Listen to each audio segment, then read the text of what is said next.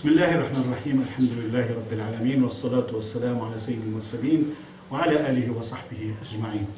Bem-vindos aos queridos irmãos presentes aqui, bem-vindos aos irmãos internautas da internet que estão acompanhando, inshallah, e Ramadan Karim para todos vocês, tanto aqui como os irmãos que nos acompanham, sejam bem-vindos e espero que se divertam e viajem com a gente nessa viagem pela vida dos mensageiros, né? E hoje chegamos, né?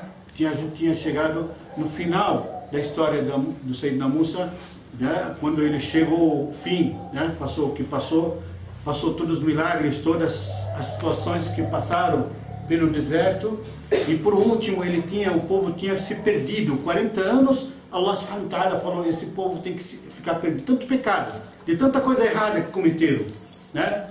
Não é à toa, Allah subhanahu wa ta'ala não é injusto. Eles que cavaram, ele tentava fazer mais uma lei, mais alguma coisa para salvar eles, para perdoar eles, e eles aprontavam, modificavam toda a situação. Esses 40 anos, quando Sayyidina Musa morreu, ainda não tinha terminado. Faltava pouco, Allahu A'lam, 2, 3 anos, Allahu A'lam, faltava pouco ainda. E ele faleceu. Quem assumiu a liderança do povo de Israel era um outro profeta. Alguns sábios falaram que era profeta e outros sábios falaram que não era profeta, era um sábio que aprendeu muito com Sayyidina Musa. Porque ele acompanhava tudo. Até no barco, quando ele foi fazer aquela viagem com Sayyidina Musa, acompanhava passo a passo o Sayyidina Musa. E chama esse homem, não sei se é profeta ou Allah, porque alguns sábios falam que é profeta, outros não. Fala que chama Yusha. E esse Yusha, como a gente falou, é muito sábio. E liderou, o Sayyidina Musa deixou como líder no lugar dele para comandar. Por mais desobediente que ele seja, precisa de comandante, precisa de um governo que aplica as leis de Deus. E mesmo que seja profeta, vejam bem, lembram que eu falei sobre os profetas antigos que passaram com a gente pela história, que um mensageiro recebe mensagem de Deus, né? Só que o profeta não, o profeta aplica e pratica e divulga as leis que tinha do mensageiro que veio anterior a ele, né? Então ele estava aplicando as leis, sendo profeta ou não, estava aplicando as leis de Sayyidina Musa, e todos os lauhat que veio para o Sayyidina Musa estava com ele, né? Aplicando as leis para esse povo que ficaram lá.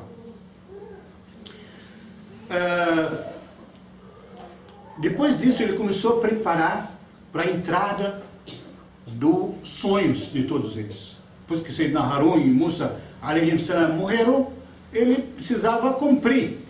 E estava esperando se concluir os 40 anos. Ele era religioso, muito religioso, não ia deixar assim avançar das ordens de Allah subhanahu wa ta'ala. Allah falou 40, tem que esperar completar os 40.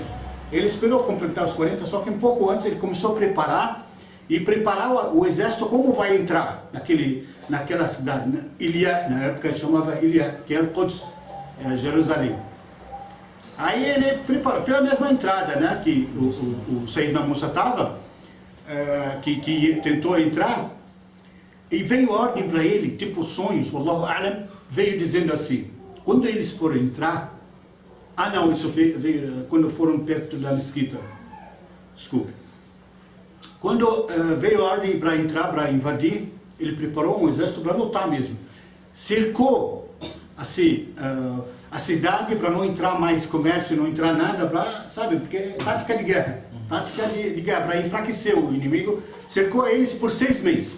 Ficou cercando eles por 6 meses para cortar tudo e depois atacou. Realmente venceu, ele conseguiu liderar, conseguiu com sucesso, com êxito, entrar, e aquele povo que estava lá fugiu. Muitos deles fugiram e muitos ficaram como prisioneiros deles.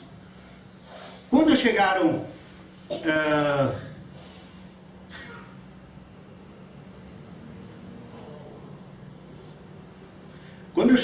perto da mesquita sagrada,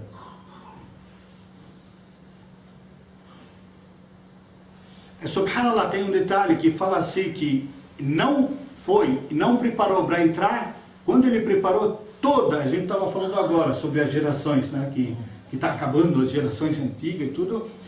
Nesse dia ele esperou acabar tudo, acabou tudo. Os últimos homens que tinha, daqueles velhos, daqueles que cometeram aqueles pecados com Sayyidina Musa, daqueles que adoraram o bezerro, aqueles que saíram acabaram de sair daquele milagre gigantesco do mar, e mesmo assim eles criam outro Deus. Eles viram os pecados gigantes, a ingratidão que eles tinham, né? Esses daí tinham acabado todos. Aí saiu aquela geração nova, os filhos, e só a geração nova mesmo que ficou com Yosha. Preparou e entrou, invadiu a cidade. Quando chegou perto da mesquita sagrada, veio uma iluminação, porque o profeta sempre vem uma iluminação assim na cabeça, ou sonho, ou por sonho vem. Veio, avisou para ele, Allah subhanahu wa ta'ala, avisou ele, falou para ele assim, quando for entrar no coisa, fala Hitta. Todo mundo fala Hitta. Vão, tipo assim, todo mundo, como se fosse a gente fala quando entrar em Maca, a gente fala Labbaik, Allahumma Labbaik, Labbaik, la sharika lak, Labbaik. Tudo isso, eles Allah subhanahu wa ta'ala falou para eles, fala Hitta. O que quer dizer Hitta? Hitta significa, é como se fosse dua, como se fosse súplica. Eles falando Hitta quer dizer, Allah subhanahu wa ta'ala, Hitta em árabe significa julgar, colocar, né? E isso que eles quis dizer, quer dizer, Allah subhanahu wa ta'ala, o Criador, ensinou a eles o que falar para se livrar dos pecados que eles tinham, né? Hitta quer dizer para perdoar. Jogue, quer dizer, se eles falassem, se eles obedecessem a Allah, naquele momento Allah ia purificar eles de tudo que é pecado. Tudo. Só que eles fizeram isso. Eles foram diferentes com a fé de que os pais deles, de que os antigos. Não. Não foi. Decepcionaram de novo. Né? E desta vez a decepção talvez pior. Que é uma geração que conseguiu a vitória. Né? Eles aprenderam uma lição. Eles sabiam, eles entraram lá, sabia que se eles desobedecerem e não entrar junto, eles vão ficar mais 40 anos, ou talvez mais, perdidos no deserto. Aquilo lá foi castigo para os pais deles. Eles sabiam disso. Por isso eles foram atrás do Yosha. Não desobedeceram. Eles sabiam que vão ter castigo se não for. Foram atrás. E entraram. Só que eles mudaram? Nunca. Nunca mudaram. E nunca vão mudar até o dia do juízo final. Nunca. Um povo, subhanallah, tem no sangue a desobediência de Allah subhanahu wa ta'ala. Sayyidina Yusha falou para eles assim, fala Hitta. Fala Hitta. Sabe o que eles falaram? Trocaram. وبدل الذين كيف ايه وبدلوا قول الله اعلم يعني trocaram. Trocaram os desejos que a gente diz para eles. Assim está no versículo do Corão. Tem um versículo do Corão que fala assim, trocaram os desejos. O que eles falaram? Em vez de Hitta, como se estivesse tirando sarro, não escolheram outras palavras. Eles falaram Hinta. Hinta. Subhanallah. Hinta significa, eles quiseram dizer assim que Hinta é um tipo de grão. Né? Eles quiseram dizer mais ou menos assim, tudo, mas tirando sarro. Sayyidina Yusha falou para eles, entra e fala Hitta. E entra assim. Ele falou, acho que entra assim. Estão prostrados, tá? Estão prostrados, cabeça baixa. Humilde, né? Humilde, assim, entrar com humildade. Sabe como é que eles foram entrar? Falando Hinta. Eles foram, desculpe a expressão, foram de bunda para trás. Para trás. Não é assim, de frente, de costas. Assim, pulando. Assim. Eles ficaram assim. A mesquita sagrada, que é onde eles iam entrar aqui, né? Eles viraram as costas e começaram a entrar assim. Tem coisa pior que isso? Não. Tem desafio para o seu Criador mais do que isso? Subhanallah. Como eu falei, nunca vou mudar. Nunca. Por mais. Quer dizer, Allah subhanahu wa ta'ala ensinou a eles. Ensinou a eles. Fala Hitta. Fala que jogue os pecados. A gente joga os pecados de cima de vocês. Purifica vocês. Mas nada. Nada. Hoje em dia, o plano deles é escapar de um plano de Deus que está preparado para eles também. Hoje. Subhanallah. Sempre for assim. Eu não enxergo sem óculos. Quer dizer, com óculos.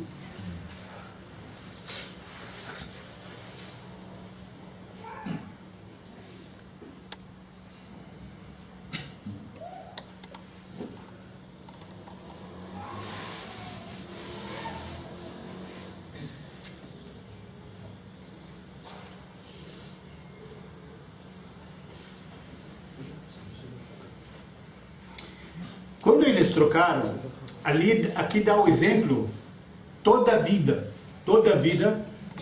até hoje, na atualidade de hoje, ainda mais está acontecendo isso.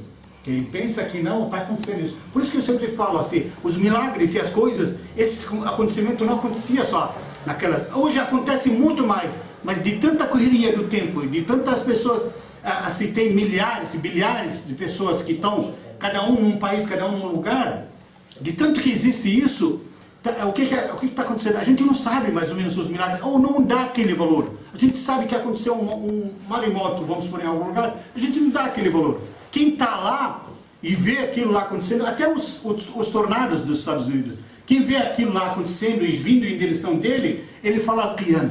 Quer dizer, tá, o dia do juízo final, apareceu, acabou, já está no fim. Até o Rasul sallallahu alaihi wasallam, num dos ditos, ele falou sobre a morte de cada um de nós. Se morrer na cama, quando ele vê o anjo da morte e tudo, ele pensa que também o juízo final já chegou. E essa troca de palavras e troca de atitude, né, o que lhes foi ordenado, né, ele falou para eles, entra praticamente prostrados, né? O que quer dizer? Prostrados, a gente hoje, o que para nós o sajidin significa prostrado quando prostrar no chão, mas para eles naquela só encurvar, entra encurvado e fala trocaram. O que ele quis dizer? Trocaram, que o escritor falou, trocaram do mesmo jeito que eles estão trocando hoje as palavras de Allah subhanahu wa ta'ala. Trocaram hoje ou não trocaram? Trocaram o Taurata ou não trocaram? Trocaram o Evangelho ou não trocaram? Eles mesmos trocaram. Porque Jesus quando veio onde? Não é no meio deles? Não é da raça deles? Veio da raça deles, dos judeus, né? Subhanallah. E trocaram o Evangelho. Diz alguns, Allahu A'lam, não sei se é verdade, mas dizem, para ninguém achar a folha que estava escrito sobre o Sayyidina Muhammad no Evangelho, eles inventaram um tipo de química, alguma coisa assim, para apagar de vez, porque vai que alguém acha os pedaços do papel, alguma coisa que fala e monta, né? E mostra que isso foi do Evangelho. Eles não, eles apagaram com um líquido, né, que não aparece nunca mais. Subhanallah. Trocaram tudo que tem nos versículos do Evangelho, trocaram do jeito que lhes dê vontade. Por isso que no Corão diz assim, não faça da sua religião a sua vontade como fizeram seus antepassados. Não faça a sua vontade, né? Eu posso fazer jejum assim, vou fazer como mudaram o jejum, no caso dos cristãos, mudaram o jejum, porque o jejum deles era a mesma coisa que a gente. Aí eles fizeram 40 dias, se fizeram de meia-noite a meio-dia, aí foram mudando até que chegou no que chegou hoje. Foram facilitando, hoje é só a sexta-feira santa e só de carne. O de chocolate. Só de carne. Chocolate também? De chocolate. Ainda bem que eu não gosto de chocolate muito. Eu posso fazer jejum, né? Dá para fazer jejum fácil, como eles fazem, né? Então, subhanallah, acharam que, e ainda por cima, quando trocaram para 40 dias, eles acharam que estão fazendo um favor para Allah subhanahu wa ta'ala. Porque era 30 dias. Vamos fazer de meia-noite a meio-dia, né? Mas vamos fazer 40 dias, em vez de 30. Então, tá bom, tá suficiente, né? Tá de bom tamanho. Aí Allah subhanahu wa ta'ala deu-lhes outro castigo, para eles aprenderem. Desceu sobre eles a rijs, quer dizer, como se fosse a impureza, uma sujeira, sabe? Allahu A'lam como era, mas era que incomodava muito. Não. Era rijs, se fala-se rijs como se fosse sujeira, como se fosse alguma coisa, mas não era ta'un. Era uma doença. Era uma doença contagiosa e uma doença realmente que eliminou. Dizem os sábios que nos primeiros dias que ela fez, um dia foram 20 mil pessoas morreram. 20 mil pessoas, subhanallah. O ta'un, para quem não entende pela língua árabe, ta'un é o pior peste que existe. Peste. Peste.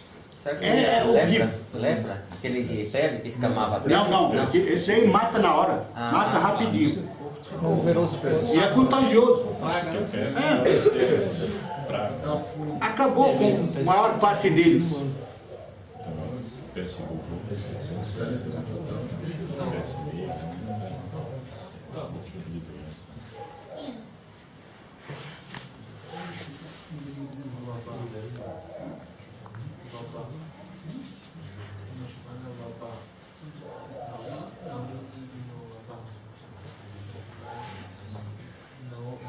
Aí, quando eles viram que realmente a coisa, né, piorou, não tem mais jeito, o resto que ficaram morreu muito mais do que a gente imagina. Morreu gente.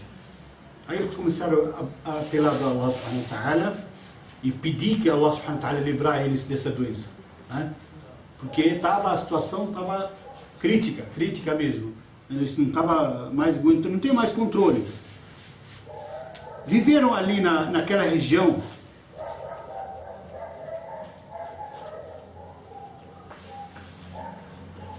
e vieram com outra moda. Quando Allah subhanahu wa ta'ala livrou eles dessa doença, vieram com outra moda. Vieram falando que, quer dizer, os líderes deles, né, que políticos como os políticos de hoje, né, vamos tornar hoje, porque sempre até então, o governo dos filhos de Israel sempre foi um profeta, um mensageiro de Deus. Quer dizer, era o lado espiritual e o lado político. Governava, administrava eles. Né? Só que nesse tempo, o que aconteceu? Eles separaram a religião da política. Separaram. Quem começou a governar eles é rei. Começou com o rei. Ali começou já praticamente as desgraças também pior. Por quê? Porque o rei sabe como é que é o sistema de rei. Daquela época, de hoje é a mesma coisa. É só o filho e o neto e não sei o que, gerações assim. E tinha o líder religioso, que no caso até então era o Yusha, né? Aquele companheiro do Sayyidina Musa. Ele comandava, não era, mesmo que não fosse profeta, ele comandava o lado religioso.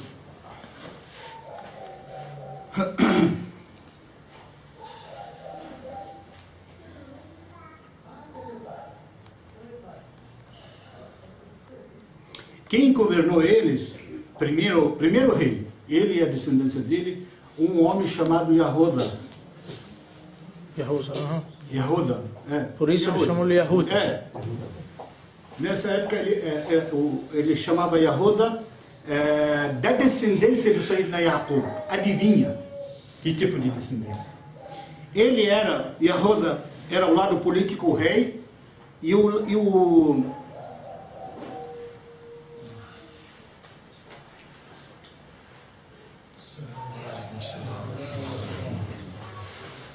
alguém da descendência também do Sayyidina Yaqub, que governava, né, que o lado religioso comandava.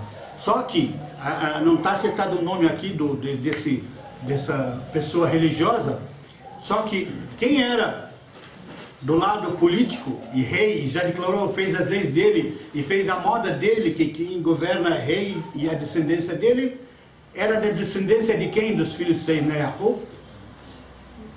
Quem sabe? Era dos 10. Não é dos 10, não é Era do dos Yusuf. 10. Do Binyamin. Não era do Binyamin. Lembram que a gente falou da história de Sayyidina Yusuf? Né? O Binyamin e o Yusuf, toda a descendência deles, até hoje, esses ortodoxos que a gente estava falando deles, que vivem na Inglaterra e nos Estados Unidos e não admitem o Estado de Israel, eles não admitem, eles sabem que está errado. Esses são ortodoxos religiosos da descendência de quem? Do Yusuf e do Binyamin. São 12 irmãos, né? Então, e os outros que no caso esse Yahuda era da descendência dos outros, um dos 10. Né?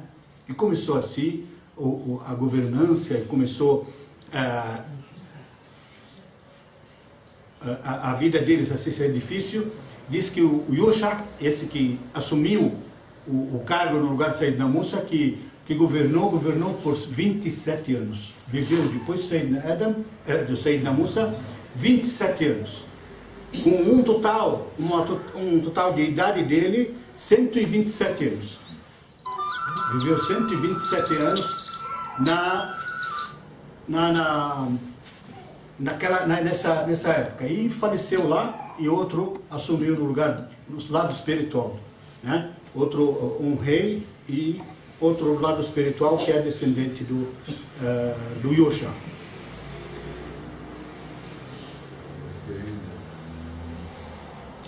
Só que antes de encerrar, eles não viveram só na Palestina. Eles se espalharam no Bilad Shem. Bilad Shem significa, todo mundo sabe, os 4 países daquela região. Síria, Líbano, Palestina e Jordânia. Né? 4 países. Esse daí era uma região chamada Shem. Hoje é apelidado, a capital da Síria hoje é apelidada Shem, mas só que na verdade Shem era esses 4 países. Esses judeus se espalharam nesses 4 países. Porque era praticamente um país só, né? E mesmo o sistema de vida, ele é montanhoso, não tem deserto, é frio, é diferente dos outros países árabes ou dos outros da região, né?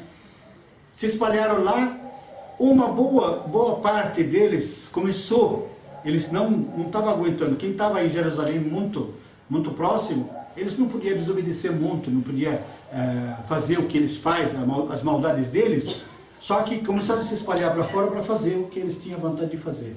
E adivinha onde eles foram começar a fazer o mal? Lá no Líbano, no Vale do Becar, onde eu sou. De onde eu sou. De onde se vem, né? Eles, no Vale do Becar, não sei se vocês ouviram falar, tem uma cidade turística linda, hoje chama Baalbek. Baalbek. Foram lá, viveram numa região assim, tudo é vale lá, chama Vale do Becar, porque é vale mesmo, pleno. Eles, lá no Baalbek, eles criaram um bezerro, eles insistiram com o bezerro, eles amaram o bezerro, né? Insistiram com o bezerro, fizeram um bezerro lá dentro de onde é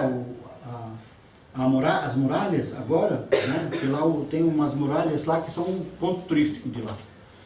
Eles fizeram lá um bezerro chamado Al-Ba'al, né? Eles fizeram Al-Ba'al, por isso se chama Baalbek, né? Começaram a adorar esse bezerro e fazendo o que faz sempre, né? Desobediência, discordância na terra, até que Allah subhanahu wa ta'ala, Allah sempre tem misericórdia deles, subhanallah, tem sempre misericórdia e quer salvar eles, quer ver se essa geração, uma outra geração que nasce, que cresce, muda um pouco, mas subhanallah, toda vez decepciona. Lógico que não decepciona Allah subhanahu wa ta'ala, porque Allah sabe como é que eles são. Aí mandou outro mensageiro, desta vez. Eu só estou falando desse mensageiro, eu não vou iniciar uma nova história, porque esse mensageiro não tem muito o que falar dele, foi rapidinho a passagem dele.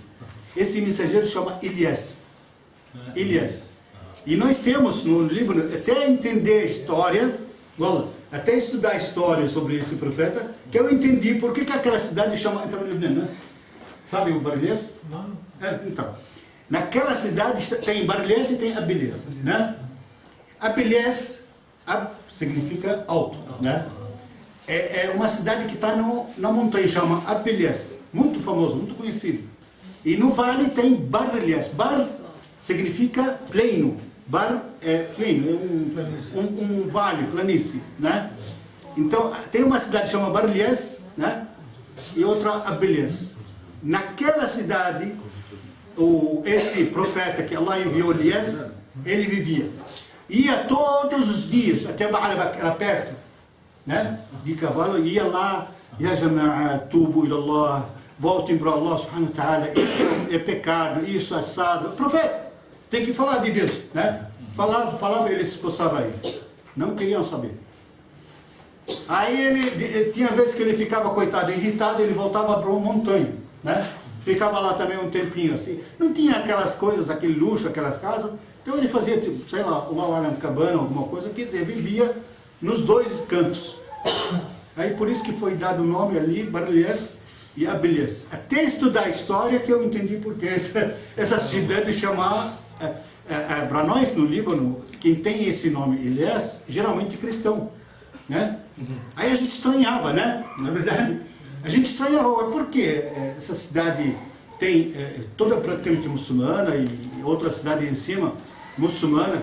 A cidade de Abilés tem mais cristão e tem muçulmano misturado. Mas Bariles tem a raridade, famílias assim, sozinhos. Não tem nem igreja para eles, não, Bariles, acho que tem. No Abilés tem, porque eu vi acho que 2 ou 3 igrejas, mas... Bariles também tem. Bariles tem. Enfim, ele viveu nessa região e divulgou até cansar. Depois ele viu que não tinha mais jeito. Allahu A'lam, a história diz que ele sumiu, ninguém sabe onde foi.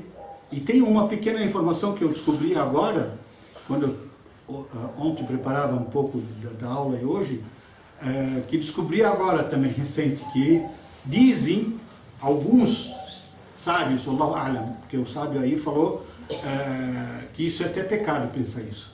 Diz que 2 profetas estão vivos e 2 profetas subiram, não, 2 profetas vivos no céu e 2 profetas vivos na terra. Não lembro qual outro que ele falou da terra. Não, o Khidr, que o Sayyidina Musa andou com ele. O Khidr, aquele que o Sayyidina Musa se encontrou com ele no mar. Lembram da última história? O Sayyidina Musa encontrou com ele. Esse é o Khidr. Dizem que esse é um dos profetas vivos ainda, até hoje. Esqueci. E isso subhanallah, Allah subhanahu wa ta'ala falou, não sobra ninguém, quer dizer, todo mundo morre, ninguém fica. E os 2 no céu que estão vivos, quem são? Quem sabe falar para mim? Jesus seria, né? Jesus, Idris. E Idris. Idris também? Isso, porque o Idris sumiu. Mas morreu? Morreu, mas eles falam que ele está vivo.